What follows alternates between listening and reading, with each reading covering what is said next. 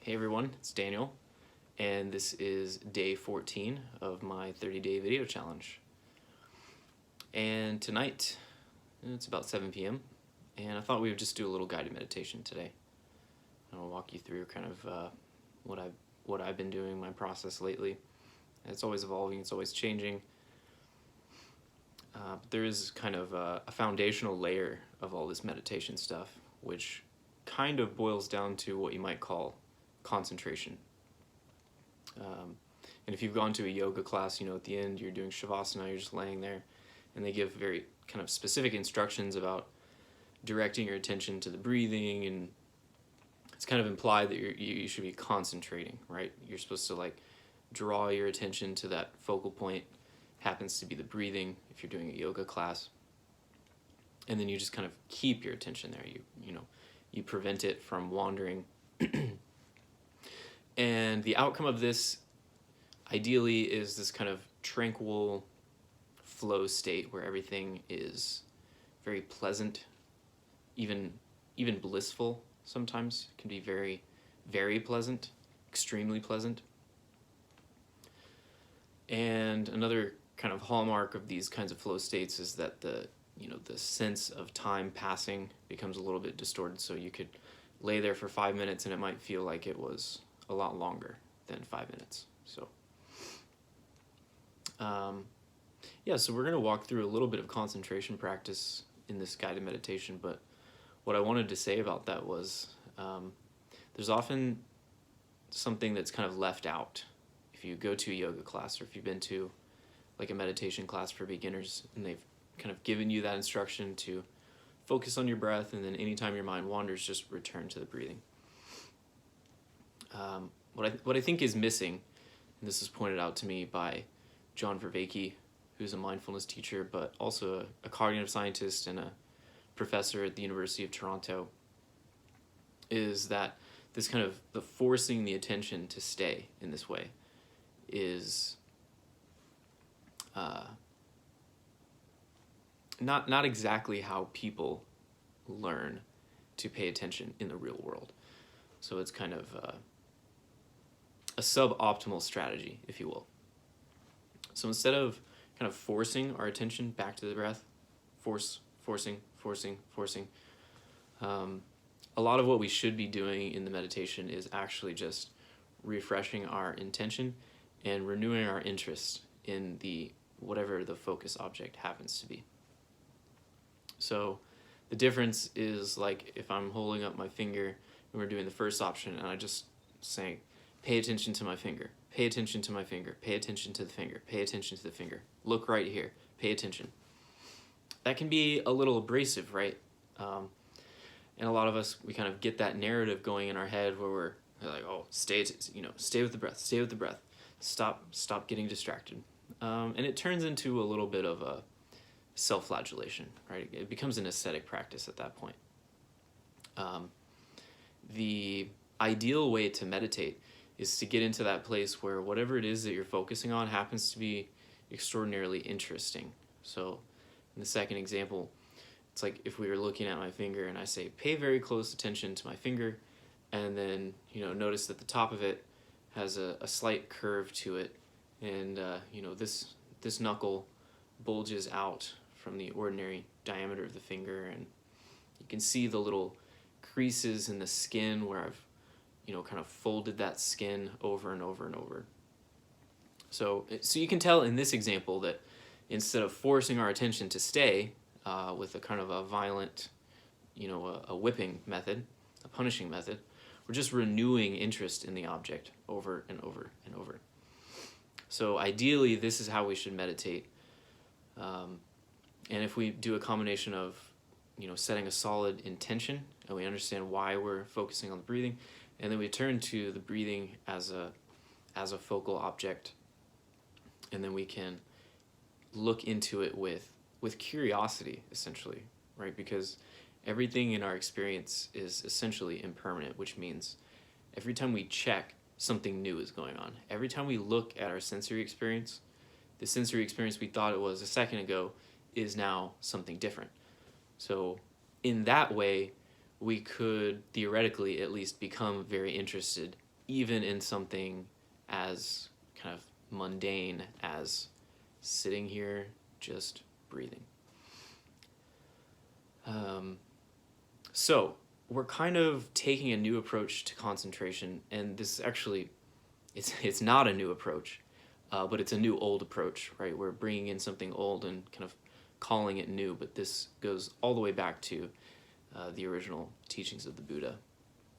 And there's a book about this by David Johnson called The Path to Nibbana, and he's talking about a specific, so there's all these different paths, different types of Buddhism, but this particular Buddhism is aiming at something called the tranquil aware jhanas, and jhanas are just like states of concentration, essentially, or more accurately, like absorption, right? So we're kind of already in this book, in this conceptual framework, we're dispensing with the idea of concentration, and actually what we're doing is letting our mind become absorbed. And that, I guess, has a bit more emotional involvement than the word concentration might imply. Concentration seems like a little sterile, a little medical. So,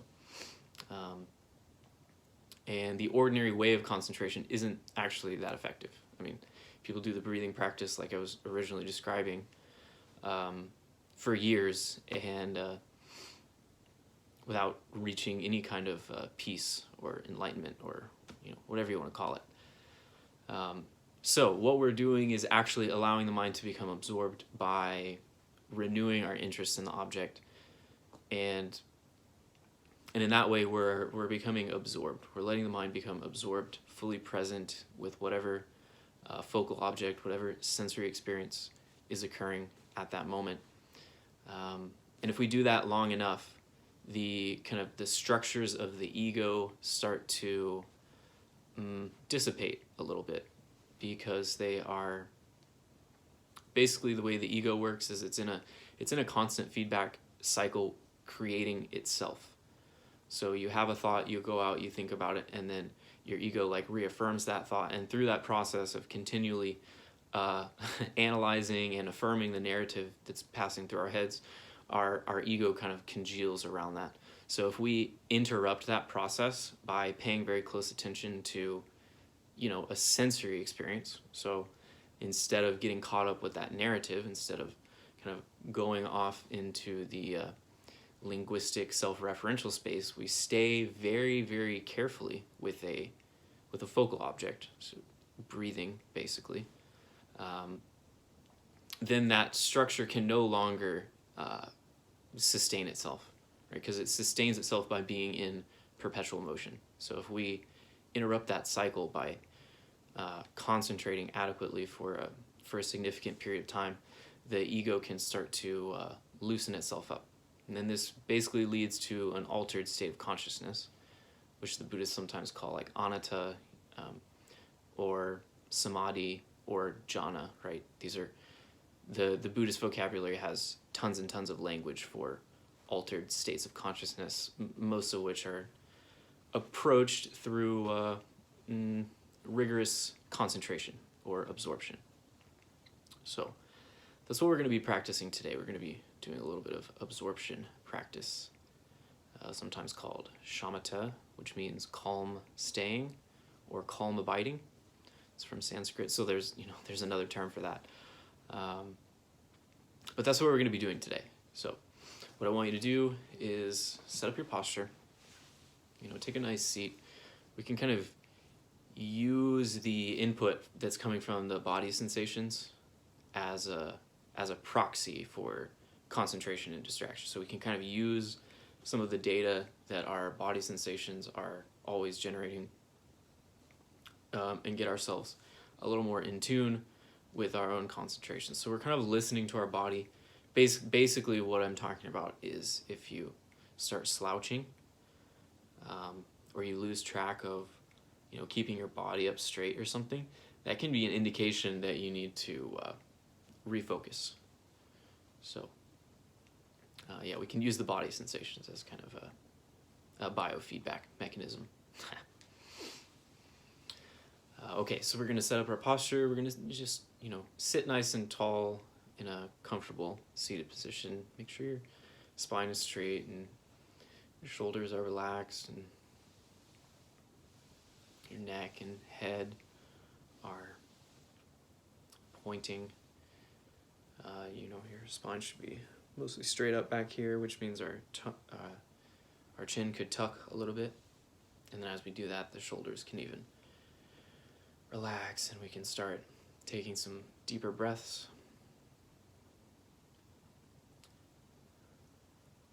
So after you set up the posture, just take a couple of nice, long, deep breaths.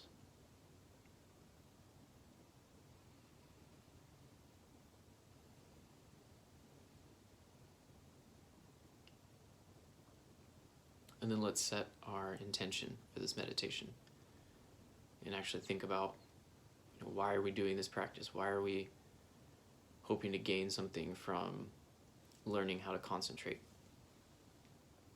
So actually connect this up to the bigger picture of your life and the kind of collective atmosphere, like the larger global project that you might be working on. Healing the planet.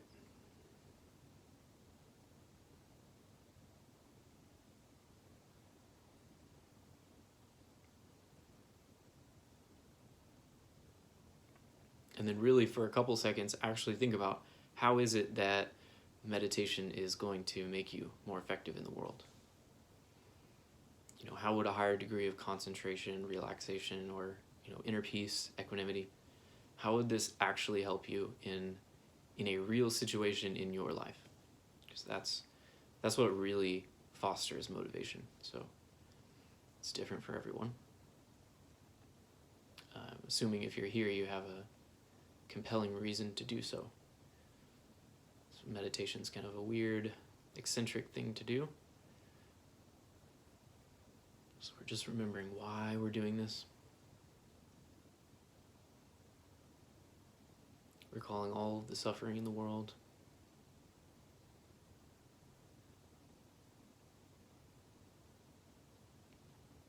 Our deep desire to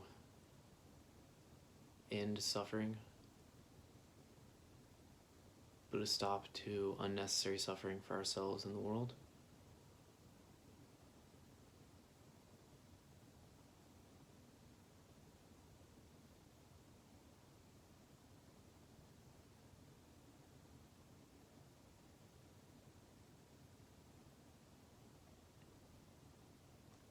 And then let's start directing our attention to, the physical sensations inside the body. So there seems to be a significant difference between when we're focusing out, if we're looking out, and then if we kind of take the more inward-looking attitude. So we're shifting our primary attention towards the inside, towards the inner life, and towards the body.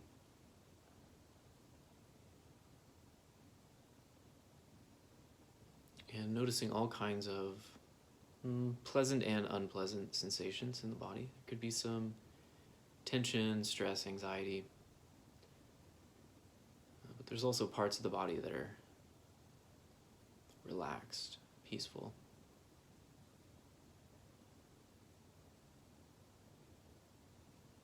So even if you are stressed and anxious, maybe your left bicep is pretty relaxed. So there's always some good, some bad. But just really tuning into that, and anytime the mind wants to get engaged with a thought or some kind of self-reference, thinking about something you said yesterday or somewhere that you have to go or do tomorrow, just dropping that and turning back towards the body, renewing interest in meditating, in paying attention to the body.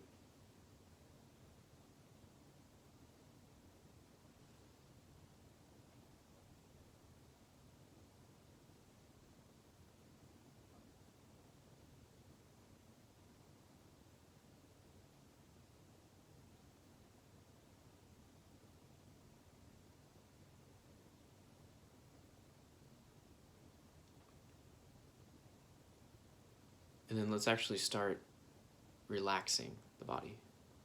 So we'll start at the top. We'll do a body scan, but starting with the muscles in your face, muscles under your eyes and above your eyes, the forehead, jaw,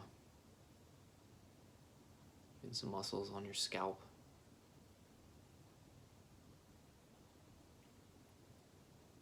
See if we can remain wide awake and alert, but letting ourselves relax a little bit, relaxing the muscles in the face and head,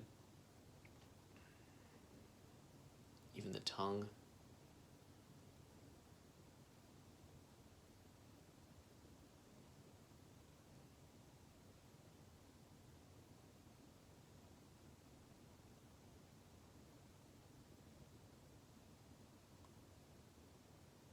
And going down to the neck and shoulders. Maybe at this point you want to reset your shoulder position. Now that your neck and head are a little more relaxed, maybe you need to find a new comfortable position. And just releasing any tension that might be in your shoulders. A lot of us, when we get stressed, we tighten up, so just roll your shoulders a couple times and release any tension.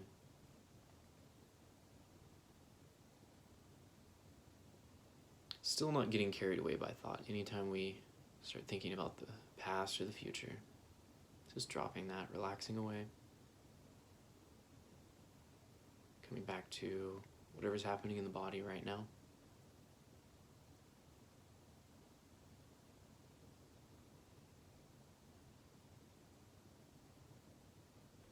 And then moving down to the chest, pectoral muscles, the sternum, solar plexus. Just feeling in there as we breathe, even letting the breath kind of massage the rib cage, massage the muscles, relaxing that area.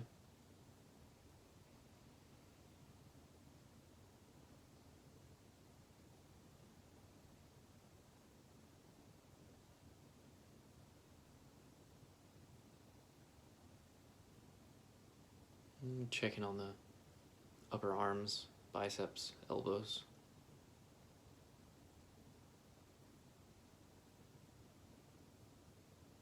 Just relaxing, just releasing any tension, anywhere we're holding on. Just gently releasing.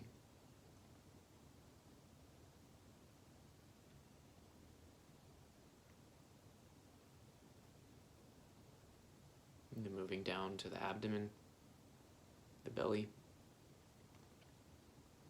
Again, letting that diaphragm massage the organs, massage the muscles. And relaxing, releasing any tension. Still wide awake, still sitting up straight, but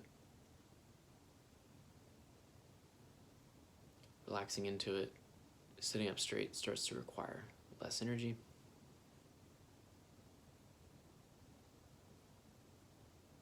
In fact, the natural energy of the body wants to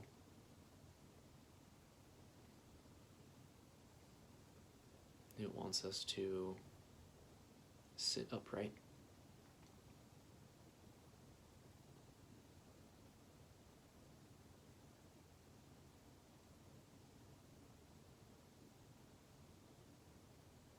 It's very counterintuitive, but the more we relax and release tension, the easier it is to sit up straight.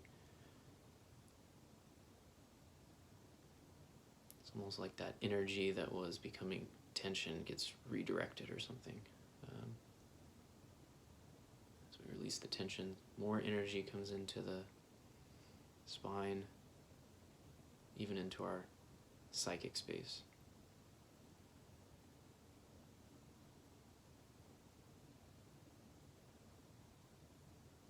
I mean, it sounds totally crazy.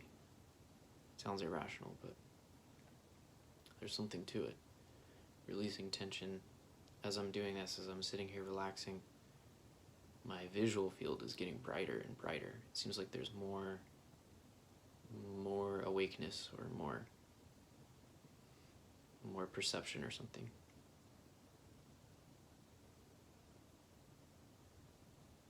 And then going down to the hips and the buttocks, the pelvis.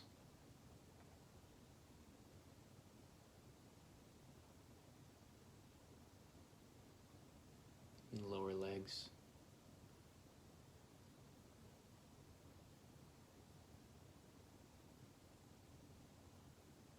Seeing if we can just sit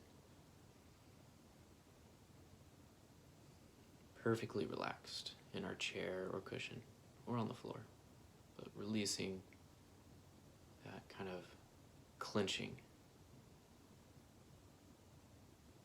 where we're clenching sitting on the edge of our seat. Just, relax into sitting firmly planted.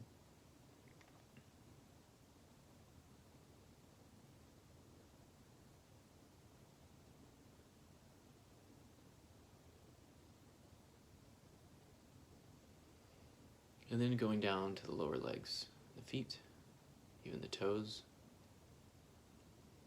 Just quickly searching if there's any contraction, any tension, trying to relax and release it.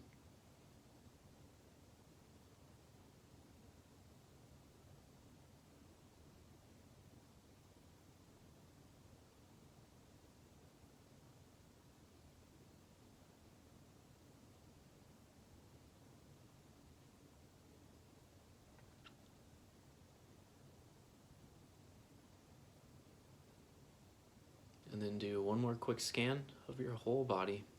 If there's anywhere that has some tension that needs to be released, just work with that for a couple breaths.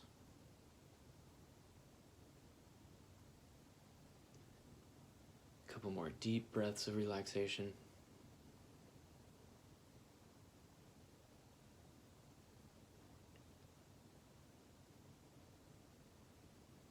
And now that we're deeply relaxed, let's try some concentration practice. Let's see if it's any easier. So find a point in your body where breathing sensations are detectable. It could be at the tip of your nostril or in your throat or at the bottom of the lungs, down here where the air goes in.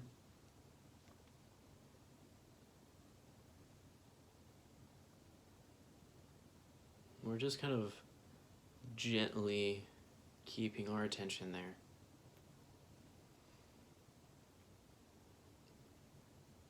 Mostly how we're doing that is anytime we get this frenetic, emotional, the mind wants to go away, and we notice that, we're just relaxing away from that.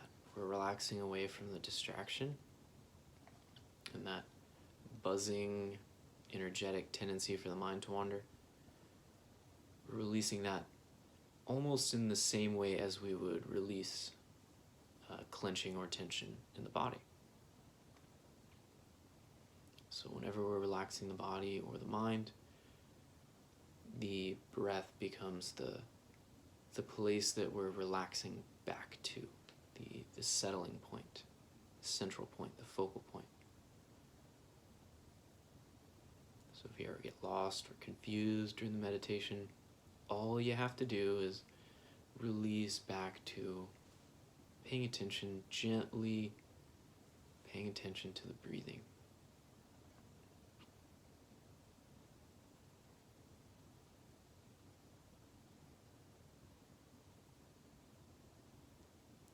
Breathing is our path back to the present moment.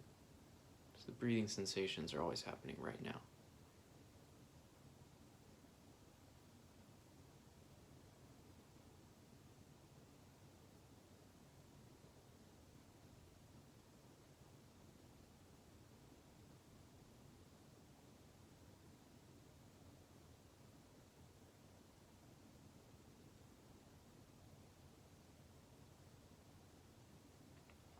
Observing and becoming curious about the whole world of sensations even in that one spot, it's like there's more information, there's more data than we could even ever process.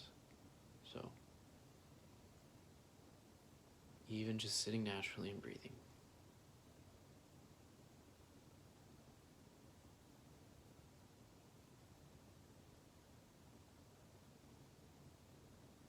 Staying relaxed, releasing from distractions, releasing the tension, gently returning to the focal object, and renewing our interest. Noticing that sitting quietly with the breathing is quite pleasant. It's quite nice. It's quite a reprieve from our ordinary thinking.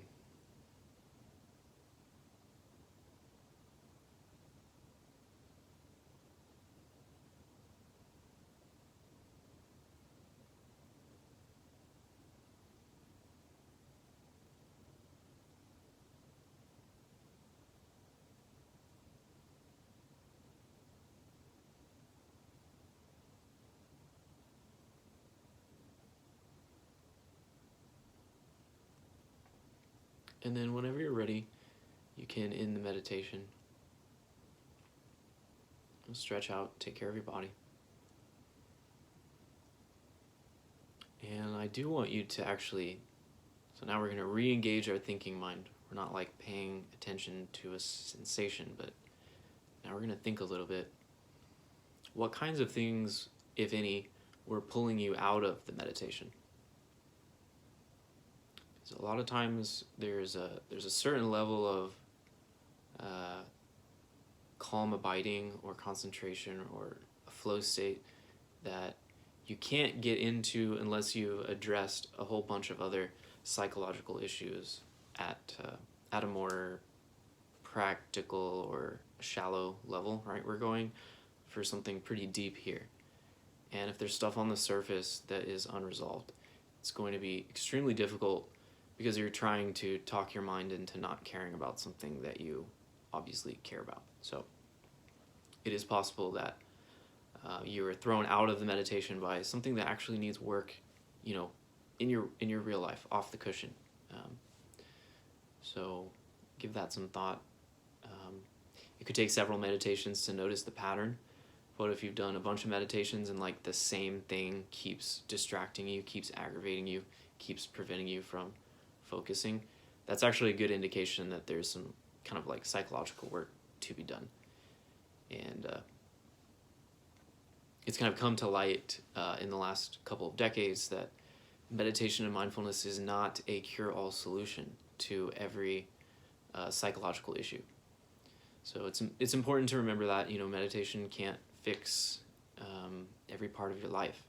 It can help you focus. It can help you think clearly and gain insight. But actually some groundwork has to be done before the fruits of meditation can even start to take root. So there's multiple levels to growth, in other words. And you want to make sure that you're tackling all the problems on their proper level of analysis. So just give that some thought, and I will see you guys tomorrow for day 15. Take care.